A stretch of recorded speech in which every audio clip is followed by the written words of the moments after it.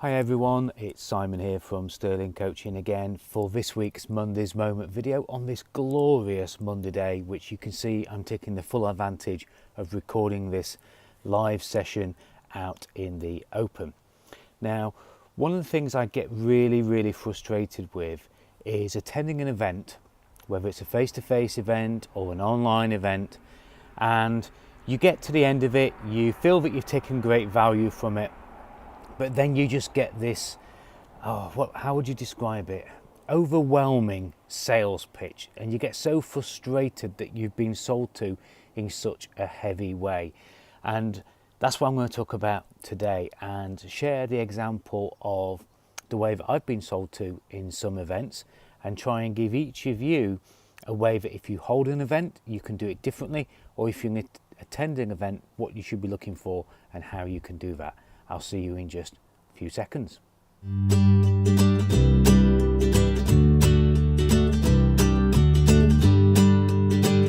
Yeah, so back in 2005, I went to see a live event in which Tony Robbins was presenting over 4 days, and it's when he used to do the full 4 days, and it was a great event and a life-changing event.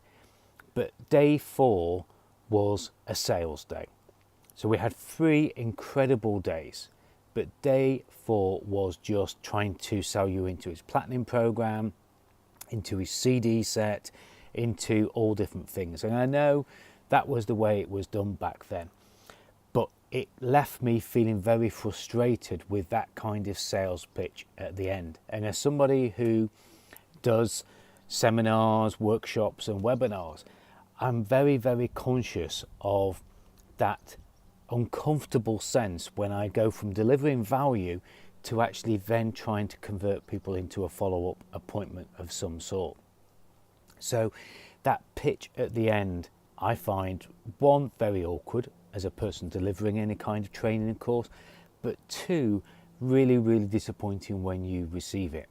And my marketing coach, Taki Moore, gave me a great tip about selling throughout the event. So that's what I'm going to talk to you a little bit about in a moment. So if you ever join one of my events, and I've got some coming up this month and every month throughout the rest of this year, I will always make a promise. And the promise that I make is to give you all that I can in the time that we have together. And then I'll show you where to go to get more help if you want it and if you need it at the end. Now, what I'm doing there is I'm giving people permission that if you don't want help, you don't need help, then please don't stay to the end. I make no premise, that this is going to be something of value at the end. It's a sales pitch at the end, but if you don't want it and you don't need it, then you don't have to stay for it. Simple as that. But I'm going to give you all the value I can in the time that we've got. And one of the other things is that I will never ever sell to you on a workshop or in a webinar or a seminar, whatever it is. If I say we're going to have 90 minutes, we have 90 minutes of value. And any kind of sales presentation or any kind of sales pitch comes once I've delivered the full value that I promised. Here comes the East Coast line again. So let me just give you a few things to either do if you're delivering workshops, but also to look out for if you're on a workshop, if you're on a training and you want to really understand, is this something that is worth knowing more about? Is this a program that might be worth signing up for? So the first thing is sell value throughout the event. Look for value throughout the event, because if you are giving me value at every single moment of the workshop, the webinar, etc., then I'm building credit, I'm receiving credit that actually I understand the problem and I've got a solution that can fix it. And so sell throughout the event. Don't just sell at the end, sell the value throughout the event. Next thing, use stories. Sometimes these can be hypothetical stories if you haven't got any stories to show, but other times they can be stories of how you've helped someone or how someone that's used your thing has actually benefited from it.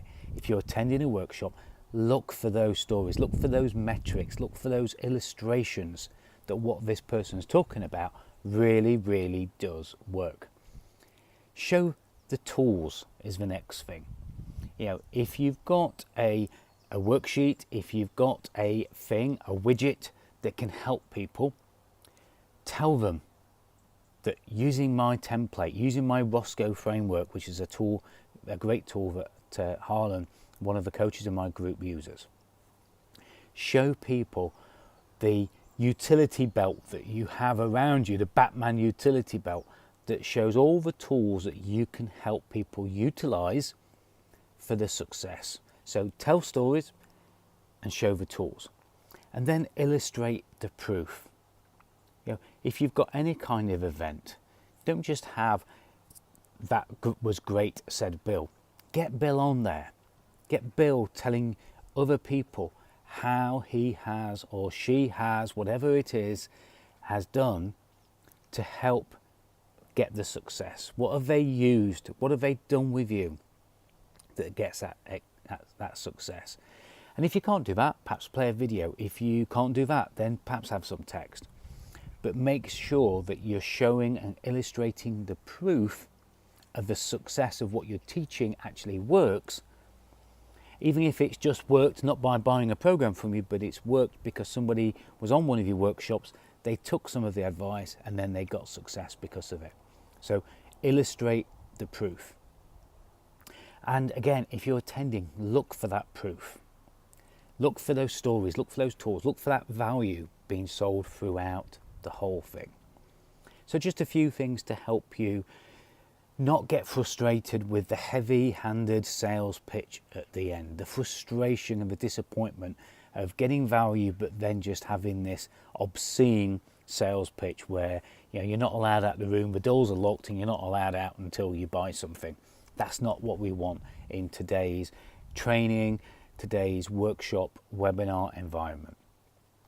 And if you get it right and you show people the value throughout your event and you take value throughout that event, then the questions that you're going to get asked, or the questions that perhaps you should ask, is how do I get onto your program? Taki is the master at this. So he'll do his event and he'll be talking about his black belt program, his black belt program, his black belt program, the people, what they've achieved, what they've done, some social proof. He'll do all of what I've just talked about. And when you get even halfway through the event and he says, has anybody got any questions? People are typing into the chat, yes, how do I get access to this black belt? What's the commitment for black belt? How much is black belt? So if you sell throughout the event and if you're sold to throughout the event, then the questions are, how do I get this amazing thing after the event that will help me? That's where you want to be at. So take that, hopefully do something with it, and who knows, I might see you on one of my workshops and you can see this style that I've just given to you in reality, really.